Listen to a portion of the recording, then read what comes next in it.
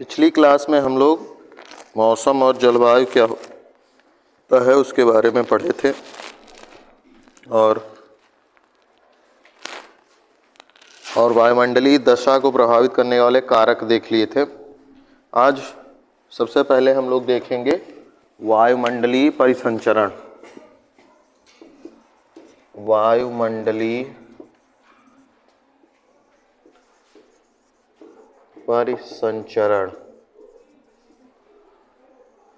परिसंचरण, सर्कुलेशन है ना। वायुमंडल में जो हवाओं या गैसों का जो सर्कुलेशन है वो कैसे है, ठीक है।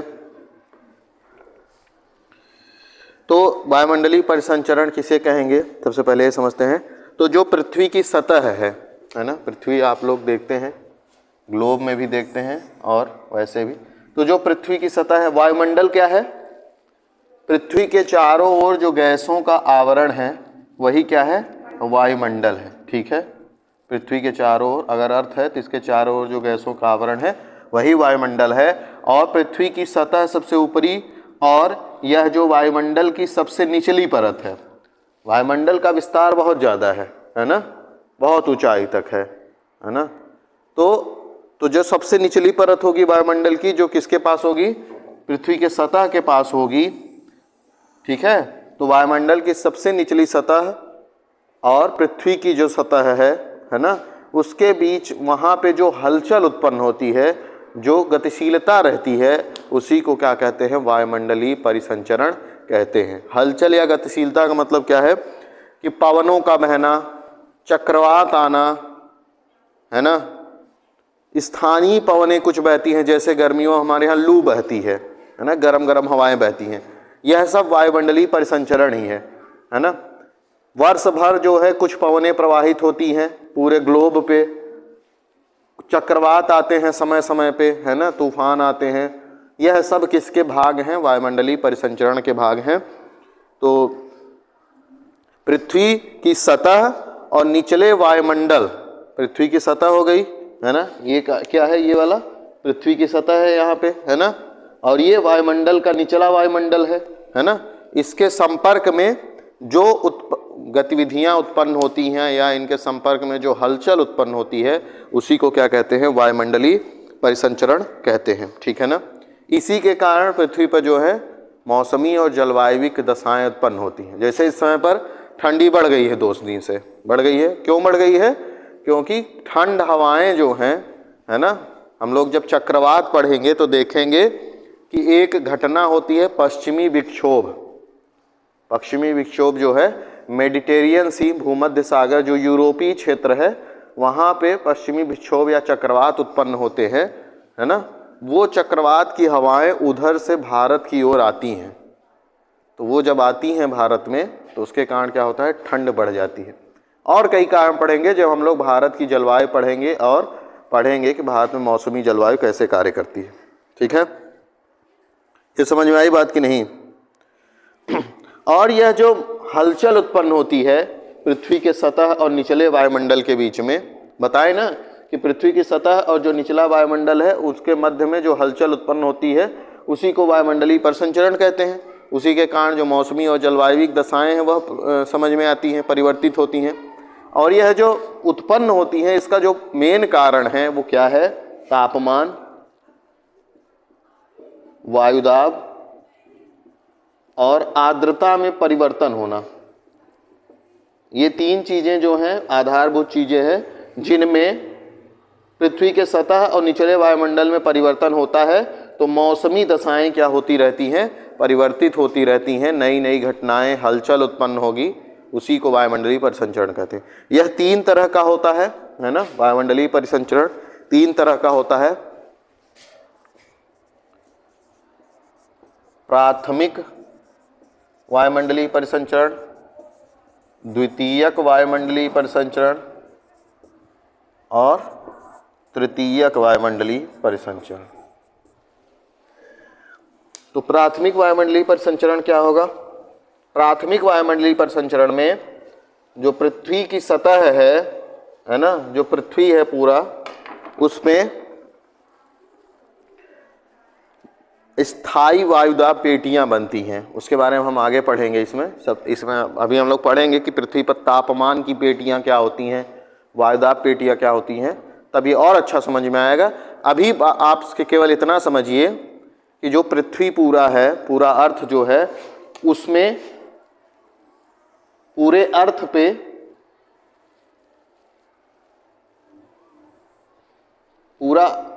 पूरी पृथ्वी जो है वो कई पेटियों में बटी है। पेटियां मतलब कई, मतलब कह सकते हैं आप कि कई भागों में बटी हुई है, स्थलीय भाग। और वह किस आधार पर, उसको हम तापमान के आधार पर भी बांटते हैं और प्रेशर के आधार पर भी, है ना, तापमान और प्रेशर के आधार पर। छोटी सी बात आपको बताता हूं जिससे आपको थोड़ा समझ में आ जाएगा, आइडिया आ जाएगा। मान लीजिए कोई पृथ्वी की सतह है, ठीक है ना, तो पृथ्वी की सतह पर जहां पे तापमान ज्यादा होगा, जहां पे तापमान क्या होगा, ज्यादा होगा जिस क्षेत्र का, तो वहां पे जो हवाएं होंगी, वहां की जो हवाएं होंगी, जैसे मान लीजिए पृथ्वी की सतह है ना, यहाँ पे तापमान ज़्यादा है तो यहाँ पे जो गैसें होंगी, जो हवा होगी, वो क्या होगी, गर्म होगी। और जब हवा गर्म होती है, गैसें गर्म होती हैं, तो हल्की होती हैं। क्या होती हैं, हल्की। क्यों हल्की होती हैं, क्योंकि उनका आयतन बढ़ता है। गैस को आप गर्म करेंगे, जो गैस है अगर उसमें तापमान, टेम्परेचर बढ़ा रहे हैं तो उसका आयतन क्या होता है, बढ़ता है। आयतन बढ़ता है तो गैस हल्की होती है। तो जब सिंपल से याद रखिए कि अगर गैस का तापमान बढ़ रहा है, हवा का तापमान बढ़ रहा है, तो वह क्या होगी, हल्की होगी। और हल्की होने पर वो क्या होती है, ऊपर की ओर उठती है। ठीक है, बात समझ में आ रही नहीं? जैसे ही ये हवाएं हल्की होके ऊपर उठ जाती हैं तो यहाँ का जो प्रेशर है, जो प्रेशर कहाँ पे लग रहा था, सतह पे लग रहा था, वो क्या हो जाएगा, कम हो जाएगा। तो प्रेशर क्या हो जाएगा, कम हो जाएगा। इसी को कहते हैं निम्न वायुदाब। क्या कहते हैं, निम्न वायुदाब, लो प्रेशर। क्या कहते हैं, लो प्रेशर। ठीक इसी के विपरीत अगर कहीं का तापमान क्या हो जाए, कम हो जाए, तापमान कम हो जाए, है ना, तापमान कम होगा तो जो गैसें फैली रहती हैं वो पास पास आती हैं, है ना, और वो क्या होती हैं, भारी होती हैं। ऐसी अवस्था में वो जो गैसें हैं वो नीचे की ओर बैठती हैं। तो जब नीचे की ओर बैठती हैं तो जो सतह पे दबाव है वो क्या होता है, बढ़ता है। ठीक है ना। तो यहाँ पे अगर तापमान कम है तो गैसें जब नीचे की ओर बैठती हैं तो क्या होता है, प्रेशर बढ़ता है ना। तो इसको क्या कहते हैं, उच्च वायुदाब। क्या कहते हैं, उच्च वायुदाब। अभी इसमें हम लोग डिटेल में बात करेंगे आगे। इसको हाई प्रेशर कहते हैं। ठीक है। अब क्या होगा, वैसे ही याद रखिए जैसे हम लोग संवहनिक ऊर्जा तरंगे पढ़े थे ना, संवहनिक ऊर्जा तरंगे ऊपर उठ रही थी, कहीं नीचे बैठ रही थी। तो ऐसी स्थिति में क्या होता है कि इस क्षेत्र में ये जो हवाएं ऊपर उठ रही हैं, तो ऊपर उठने के बाद ये क्या होती हैं कि ये सर्कुलेट करती हैं। ऐसे यहाँ से ऊपर उठ रही हैं, यहाँ बैठ रही हैं, है ना। तो जब यहाँ पे नीचे बैठ रही हैं और यहाँ से ऊपर जा रही हैं तो यहाँ जगह खाली हो जा रही है ना। तो इसको भरने के लिए यहाँ से जो हवाएं चलेंगी, है ना, ठीक है, उसी को क्या कहते हैं, पवनें कहते हैं, है ना। क्या कहते हैं, पवन कहते हैं। ठीक है ना। तो जो पवन है ना, सिंपल सी अगर कोई पूछे कि पवन क्या है ना, पवन मतलब उच्च वायुदाब से निम्न वायुदाब की ओर चलने वाली हवाओं को ही क्या कहते हैं, पवन कहते हैं। उच्च वायुदाब मतलब जहां का तापमान क्या है, कम है, और प्रेशर क्या है, ज़्यादा है। तापमान कम होने के कारण हवाएं ठंडी होती हैं, ठंडी होने के कारण भारी होती हैं, और भारी होने के कारण नीचे की ओर गति करती हैं। ठीक है। तो और जहाँ पे तापमान ज़्यादा है वहाँ पे हवाएं हल्की होती हैं और ऊपर उठती हैं। ऐसी अवस्था में यहाँ पे निम्न वायुदाब, यहाँ पे उच्च वायुदाब से निम्न वायुदाब की ओर हवाओं का क्या है, चलना ही क्या कहलाता है, पवन कहलाता है। तो ऐसे ही ये जो उच्च वायुदाब और निम्न वायुदाब है, यह पूरी पृथ्वी पर कई क्या है, पेटियों में निर्धारित है ना। जैसे आप ही बताइए, विषुवत रेखा के पास तापमान ज्यादा होता है कि कम होता है, है, ज़्यादा होता है, तो वहाँ पे कैसा प्रेशर होगा, निम्न होगा ना, लो प्रेशर। ठीक है, ये है ना। फिर इसके बाद अब एक्चुअली क्या है, अब अच्छा ही बताइए, ध्रुवों के पास ये जो ध्रुव है यहाँ पे तापमान ज़्यादा होता है कम, कम होता है, तो कैसा प्रेशर होगा, उच्च वायु दाब होगा, हाई प्रेशर, है ना। तो हाई प्रेशर हो गया। एक पेटी और रहती है यहाँ पे। ठीक है, अब बची 2 पेटियां, है ना। तो इनका निर्धारण कुछ और तरीके से होता है, उसके बारे में बाद में बात करेंगे। तो अल्टरनेट पेटियां, जैसे लो प्रेशर है ना, फिर अगली पेटी हाई प्रेशर, फिर लो प्रेशर, फिर हाई प्रेशर। तो एक गोलार्ध में 4 पेटियां हैं। ये उत्तरी गोलार्ध है ना, विषुवत रेखा के ऊपर वाला, विषुवत रेखा के नीचे वाला दक्षिणी गोलार्ध है ना। तो सबसे पहले लो प्रेशर है ना, फिर हाई प्रेशर, फिर लो प्रेशर, फिर हाई प्रेशर, ऐसे ही नीचे है, low pressure, high pressure, low pressure, high pressure, है ना। तो इनके बीच में हम बताए अभी आपको हवाएं कैसे चलती हैं, हाई प्रेशर से लो प्रेशर। अभी हम लोग इसमें डिटेल से बात करेंगे, ये प्राथमिक वायु संचरण बताना है इसलिए थोड़ा बता रहे हैं, इसमें हम लोग डिटेल से बात करेंगे। अभी तो तापमान की पेटियां पढ़ेंगे।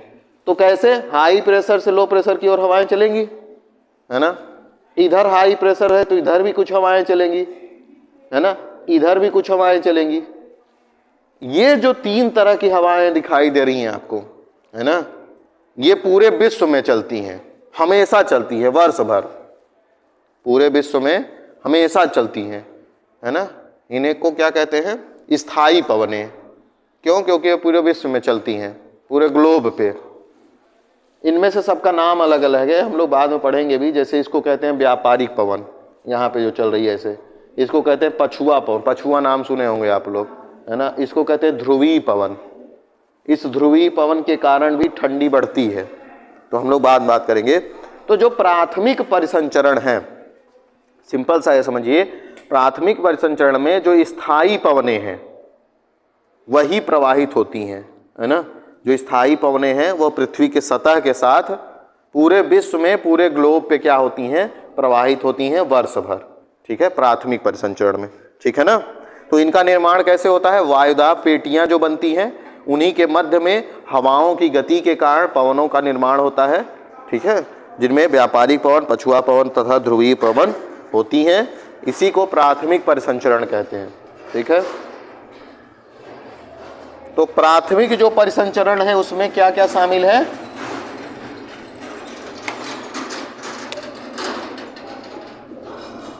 स्थायी पवनें, और इन स्थायी पवनों में व्यापारिक,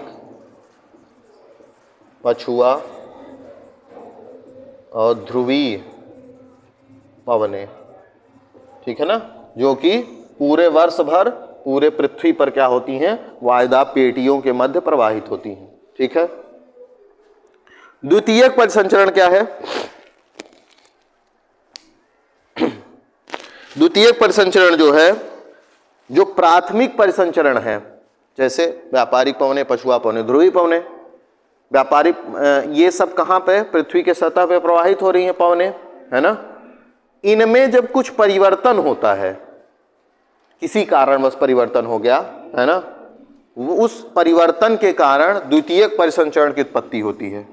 प्राथमिक जो परिसंचरण है इसमें अगर कुछ परिवर्तन हो गया तो कौन सी परिसंचरण उत्पन्न होगा, द्वितीयक। और द्वितीयक परिसंचरण में जैसे आप लोग चक्रवात देखते हैं, आता है, प्रति चक्रवात आता है,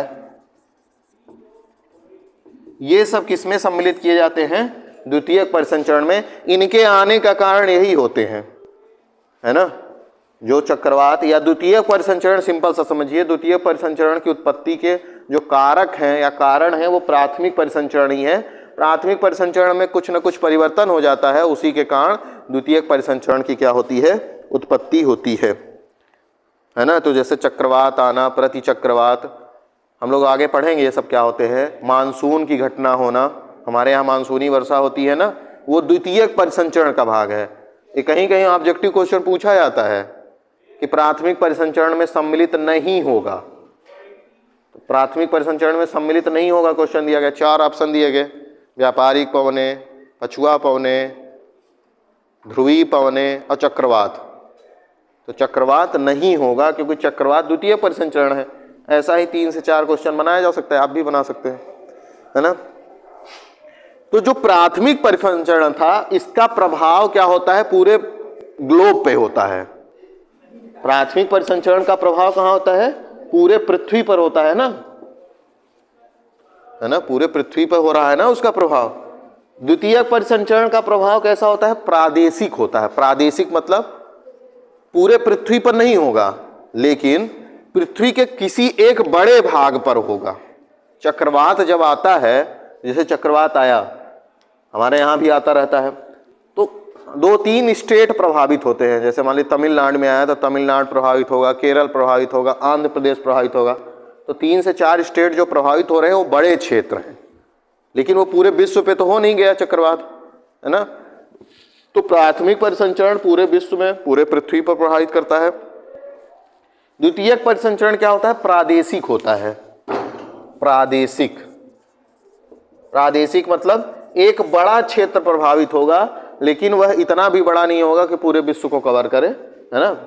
एक प्रादेशिक, जैसे मान लीजिए कोई देश प्रभावित हो गया, उस देश के कई राज्य प्रभावित हो गए, ठीक है ना। तृतीयक परिसंचरण क्या होता है, द्वितीयक परिसंचरण जब है कुछ स्थानीय कारकों के कारण, जो द्वितीयक परिसंचरण अभी हम लोग देखे जिसमें चक्रवात था, प्रतिचक्रवात है, वाताग्र है, मानसून है, यह सब जब स्थानीय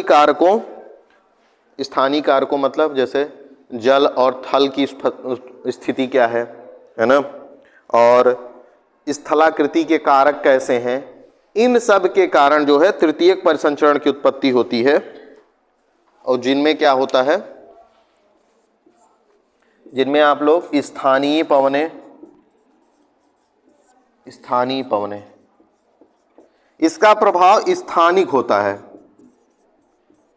ठीक है ना।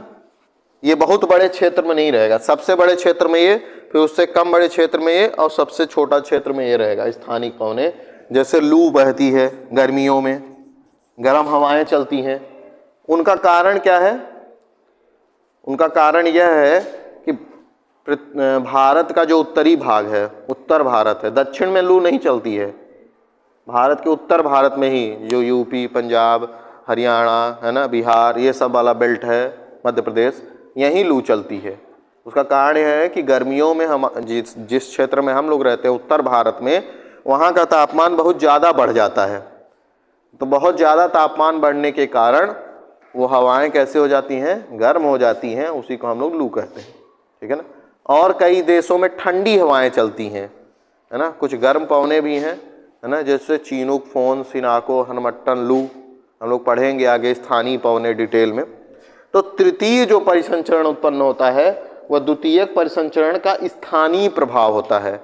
द्वितीयक परिसंचरण स्थानीय कारकों के साथ, है ना, चाहे वह जल या थल की स्थिति हो, है ना, या फिर जो स्थलाकृतियों का प्रभाव हो, है ना, जैसे स्थलाकृतियाँ होती है ना, पर्वत, पठार, मैदान, इनके कारण भी जो प्रभाव उत्पन्न होता है वायुमंडल में वह तृतीयक परिसंचरण में आएगा, ठीक है ना। तो सबसे विस्तृत क्षेत्र में प्राथमिक, फिर उससे कम क्षेत्र में द्वितीयक, और सबसे स्थानीय जो होता है वह क्या होता है, तृतीयक परिसंचरण होता है ना। आगे चलते हैं, आगे हमको पढ़ना है वायुमंडल का संघटक, वायुमंडल का संघटक और संरचना, और उसका निर्माण कैसे हुआ, इसके बारे में बात करेंगे।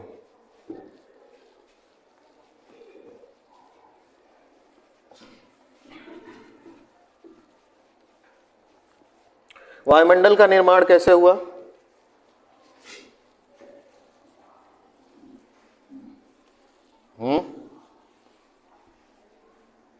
कहां से आ गया वायुमंडल?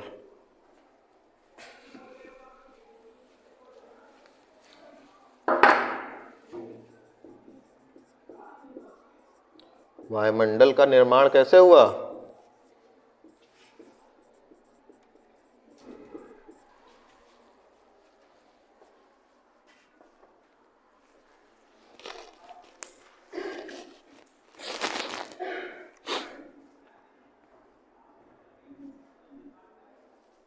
हो गया, निकल गई हवा।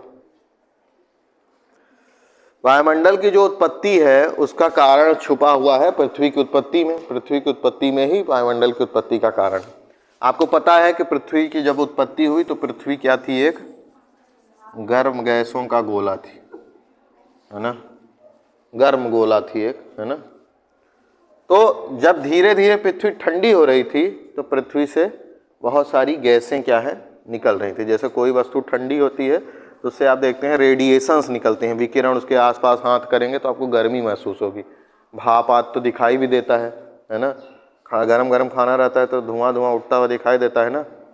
समोसा चाट जब खाने जाते हैं गरम गरम रहता है, सबके मुंह में पानी आता हुआ, है ना। तो जल्दी से 11-10 हो और जाके 2 समोसा खाएं और मज़ा आ जाए फिर। तो गरम गरम जो निकलता है वह तो गरम वस्तुओं से रेडिएशन है, विकिरण है। ऐसे ही जब पृथ्वी ठंडी हो रही थी तो जैसे जैसे ठंडी होती जा रही थी तो कुछ क्या है, गैसें जो है उत्सर्जित हो रही थी। उनमें जो शुरू की गैसें हैं उनमें क्या क्या थी, हाइड्रोजन और हीलियम, है ना। हाइड्रोजन और हीलियम गैस थी जो शुरू में उत्सर्जित हो रही थी। तो जब ये उत्सर्जित हो रही थी तो ये वायुमंडल के बाहर क्यों नहीं चली गई? जब पृथ्वी से निकल रही थी तो क्या जरूरत थी इनको रुकने की, ये चली जाती बाहर। जैसे मान लीजिए पृथ्वी है ना, यहां से कोई चीज निकली, कोई गैस ही निकली तो वो अंतरिक्ष में चली गई होती ना, यहां पे रुक क्यों गई, क्या कारण है?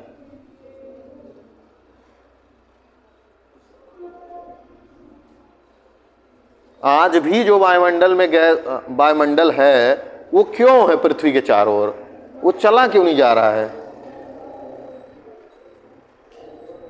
क्यों है? गुरुत्वाकर्षण बल। पृथ्वी का गुरुत्वाकर्षण बल जो है ना, गुरुत्वाकर्षण बल समझते हैं ना, क्या करता है, वह गैसों को खींचे हुए है अपने चारों ओर। एक होता है पलायन वेग। पलायन वेग जानते हैं? पलायन वेग, ठीक है। पलायन वेग क्या होता है, मतलब कोई भी ग्रह है, सब ग्रह का अपना एक गुरुत्वाकर्षण है, सब ग्रह का अलग अलग है ना। सबका एक गुरुत्वाकर्षण बल है, किसी वस्तु को वो अपनी ओर आकर्षित करते हैं, हर एक का अलग अलग बल है। तो कोई भी वस्तु अगर उसको पृथ्वी के गुरुत्वाकर्षण को पार करके जाना है, जैसे हम लोग सैटेलाइट भेजते हैं ना, तो सैटेलाइट भेजने के लिए हमको बहुत ज़्यादा बल लगाना पड़ता है, हम बहुत ज़्यादा ऊर्जा जनरेट करते हैं। तो हमारे पृथ्वी के गुरुत्वाकर्षण को क्रॉस करने के लिए जितना बल चाहिए, किसी वस्तु को हम कितनी तेज फेंकें कि वह क्या हो जाए, पृथ्वी के गुरुत्वाकर्षण को क्रॉस कर ले, जब तक वो नहीं क्रॉस करेगा वो फिर पृथ्वी पर गिर जाएगा। एक ऐसी स्थिति आएगी कि हम इतना तेज फेंकें कि वह वस्तु क्या हो, पृथ्वी के गुरुत्वाकर्षण को क्रॉस कर जाए, उसी को क्या कहते हैं, पलायन वेग कहते हैं। वह वेग जिससे कोई वस्तु फेंकी जाए और पृथ्वी के गुरुत्वाकर्षण को क्रॉस करके बाहर चली जाए, उसको क्या कहते हैं, पलायन वेग कहते हैं। जिसका एग्जैक्ट वैल्यू जो है पता करके आइएगा, मुझे लगता है 11.2 किलोमीटर पर सेकेंड, है ना। तो जो पलायन वेग है मतलब 11.2 किलोमीटर पर सेकेंड, मतलब आपको अगर हम 11.2 किलोमीटर प्रति सेकेंड की रफ्तार से यहाँ से फेंक दें तो आप फिर पृथ्वी पर नहीं आएंगे, फिर पृथ्वी के वायुमंडल के बाहर चले जाएंगे। अब बाहर जाएंगे तो मर जाएंगे, जल के राख हो जाएंगे, है ना। तो ये है। तो जब पृथ्वी ठंडी हो रही थी तो उससे बहुत सारी गैसें क्या हो रही थी, निकल रही थी। तो ये जो गैसें हैं हाइड्रोजन और हीलियम हैं, ये क्यों नहीं गई वायुमंडल में, क्योंकि उसी समय पृथ्वी का गुरुत्वाकर्षण भी कार्य कर रहा था और इन गैसों को अपनी सतह के चारों ओर क्या किया, वह रोके हुए था। क्यों? क्योंकि इनके पास इतनी एनर्जी नहीं है कि ये पलायन वेग को प्राप्त कर सके, इसलिए वो जा नहीं पाई, है ना। अन्य ग्रहों पर क्या है कि गुरुत्वाकर्षण बल कमजोर है, वो गैसों को नहीं रोक पाए हैं, तो वहां पे वायुमंडल नहीं देखने को मिलता है, ठीक है ना। तो ये इसको कहते हैं प्राथमिक वायुमंडल। ये जो गैसों से बना हुआ क्षेत्र, मतलब पृथ्वी के चारों ओर ये जो गैसें स्थित थी, इनको क्या कहते हैं? प्राथमिक वायुमंडल। ठीक है ना? हाइड्रोजन और हीलियम जैसी गैसें जो बनी, इनको क्या कहते हैं?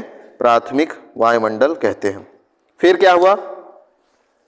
फिर बहुत सारी भूगर्भिक क्रियाएं होती रही, है ना, जैसे ज्वालामुखी आदि होती रही, है ना, ज्वालामुखी की क्रिया होती रही, और जो जीवन की धीरे धीरे उत्पत्ति होती रही जल में, है ना। तो जल की उत्पत्ति हुई पहले, बाद में, है ना। पहले तो हाइड्रोजन हीलियम, और हाइड्रोजन और ऑक्सीजन जब मिला तो क्या बन गया?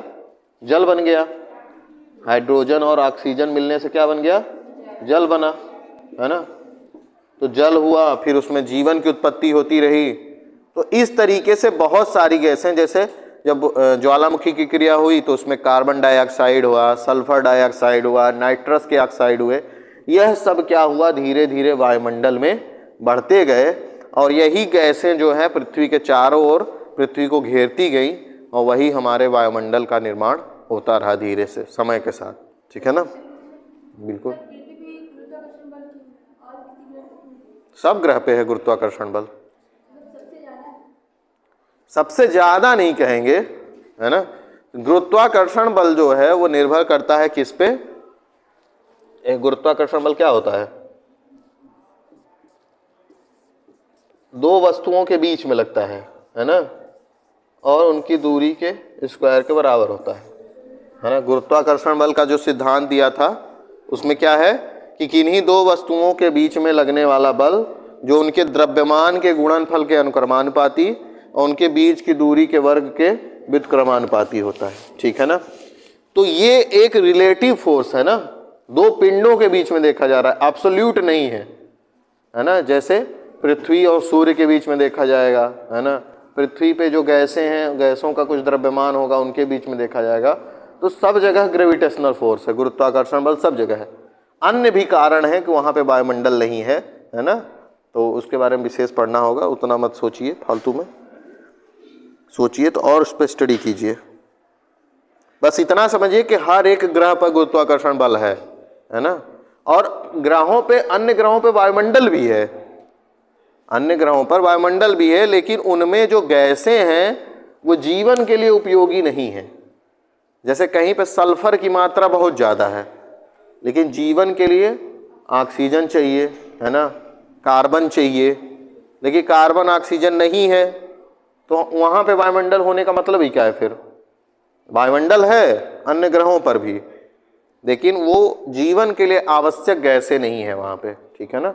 अन्य गैसें हैं जो कि जीवन को नहीं उत्पन्न कर सकती हैं या उनको बढ़ाने में मदद कर सकती हैं। ठीक है। तो जो वायुमंडल है वह विभिन्न प्रकार की गैसों, धूल कण और जलवाष्प से मिलकर बना होता है। तो वायुमंडल जो है वो क्या क्या होता है? वायुमंडल में गैसें होती हैं, धूल कण होते हैं और जलवाष्प होता है। अगर आपसे ऑब्जेक्टिव क्वेश्चन पूछ लिया जाए कि वायुमंडल में निम्नलिखित में से क्या क्या सम्मिलित होगा, 3 ऑप्शन दिए हुए हैं। पहला ऑप्शन है गैस, दूसरा धूल, तीसरा जलवाष्प। और उन्होंने ऑप्शन ऐसे सेट किया है, आपको चुनना है। ए बना दिया 1 2, बी बना दिया 2 3, सी बना दिया 1 3 और 4 बना दिया 1 2 3। तो किसको चुनेंगे आप? 1 2 3, है ना। अभी तो तुरंत बताया तो चुन लिए, बाद में क्या चुनेंगे वो आप ही जानते होंगे, याद रहेगा तो चुन लेंगे, है ना। तो वायुमंडल जो है पृथ्वी के चारों ओर स्थित गैसीय आवरण है, जिसमें जो है गैस, धूल कण और जलवाष्प होता है। तो गैसों की उत्पत्ति बताया कैसी हुई? सबसे पहले पृथ्वी ठंडी हुई तो हाइड्रोजन, हीलियम उत्पन्न हुआ। फिर अन्य जो भूगर्भिक क्रियाएं हो रही थी उनसे जो है अन्य गैसें, जैसे सल्फर डाइऑक्साइड हुआ, ज्वालामुखी की क्रिया हुई तो सल्फर डाइऑक्साइड निकली, है ना, नाइट्रोजन ऑक्साइड निकला, carbon dioxide, carbon monoxide, ozone, ये सब गैसें भूगर्भिक क्रियाओं से निकलती रहीं और पृथ्वी के वायुमंडल में क्या हुई, इनका जो आयतन है वह बढ़ता गया और धीरे धीरे वायुमंडल का निर्माण होता गया। धूल के कण कहाँ से आए? धूल के कण भी ऐसे ही आए। जब विभिन्न प्रकार की घटनाएं होती हैं, जैसे जब ज्वालामुखी ही घटना होती है तो बहुत सारे ज्वालामुखी की क्रिया में गैसों के साथ धूल के कण, जैसे आप लोग आग जलाते हैं तो राख उड़ती है ना, उड़ती रहती है, वैसे ही ज्वालामुखी क्रिया में भी होता है। बहुत सारा धूल का कण उससे भी उत्पन्न हुआ और बहुत सारी पृथ्वी पर घटनाएं हुई जिनसे धूल का कण उत्पन्न हुआ। और ये जो जलवाष्प है, जलवाष्प जब पृथ्वी पर सागर आदि बने और जब उनमें तापमान बढ़ा तो वो पानी भाप बना और भाप बन के वो वायुमंडल में गया। वायुमंडल में इसी रूप में जलवाष्प की क्या हुई? उत्पत्ति हुई। और इनके सबके अंतर क्रिया से ही, क्योंकि जीवन के लिए गैस भी चाहिए, जलवाष्प भी चाहिए, पानी और गैस दोनों चाहिए ना, ऑक्सीजन और जल दोनों, उसी से क्या हुआ? ऑक्सीजन और हाइड्रोजन मिलके तो जल बना। तो जल बनने के लिए भी तो गैसें चाहिए होती थी। हाइड्रोजन और ऑक्सीजन ना होता तो जल कैसे बनता? बनता ही नहीं, है ना। तो जल, गैसों से ही क्या बना? जल बना और जीवन की क्या हुई? उत्पत्ति हुई। ठीक है।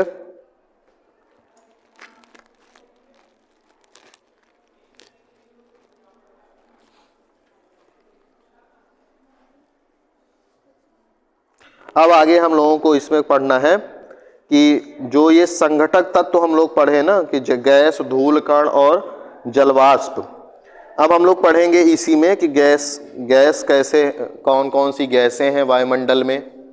फिर पढ़ेंगे कि धूल के कण कैसे हैं। जैसे धूल के कण दो तरीके के हैं, एक तो है पार्थिव और एक है ब्रह्मांडीय धूल के कण, है ना। ब्रह्मांड में भी बहुत सारा धूल है, वह क्या होता है? वायुमंडल में किसी न किसी रूप में आता रहता है, ऊपरी वायुमंडल में, निचले वायुमंडल में नहीं आता है। जैसे मान लीजिए कोई भी उल्का पिंड जो है आ रहा है, तो जब वह वायुमंडल में आता है तो वह जलने लगता है घर्षण के कारण। आप लोग देखते होंगे गर्मियों में अगर लेटे रहे होंगे छत पे तो एक तारा ऐसे ही जा रहा है जलता हुआ, कुछ देर दिखाई देता है ना। कुछ टूटता हुआ तारा कहते हैं, लेकिन उल्का पिंड भी होता है कभी कभी वो। तो वो क्या है? वायुमंडल में प्रवेश करते ही वो जलने लगते हैं। जब जलते हैं तो जब कोई पदार्थ जल रहा है तो उससे भी तो धूल के कण उत्पन्न होंगे, तो उस तरीके के कण वायुमंडलीय कण, ब्रह्मांडीय कण कहलाते हैं। जलवाष्प भी देखेंगे, पार्थिव जलवाष्प। तो कल हम लोग देखेंगे कि वायुमंडल में गैसों का क्या परसेंटेज है, कौन सी गैस कितने परसेंटेज में है। और कल हम लोग देखेंगे कि वायुमंडल की कौन कौन सी परतें हैं, उनके बारे में